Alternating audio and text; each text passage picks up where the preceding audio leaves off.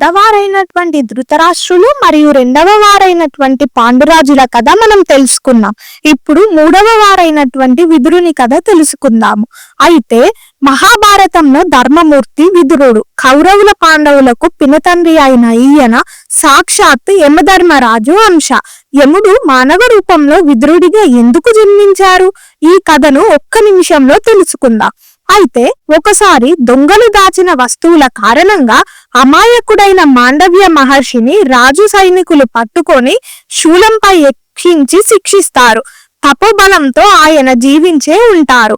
అయితే యమధర్మరాజును పిలిచి తాను చేసిన పాపమేమిటని మాండవ్య మహర్షి అడుగుతారు. అప్పుడు యముడు, చిన్నప్పుడు మీరు కీటకాలను పొడిచి చంపిన పాపం అని అంటారు. అందుకు ఆగ్రహించిన మహర్షి, 14 ఏళ్లలోపు పనులకు పాపం అంటదు, నువ్వు ధర్మాన్ని అతిక్రమించావు అని నిందిస్తారు. మాండవ్య మహర్షి వెంటనే యముడిని శపించారు, నువ్వు భూమిపై మానవ రూపంలో జన్మించి మరణాన్ని అనుభవించువుగాక అని.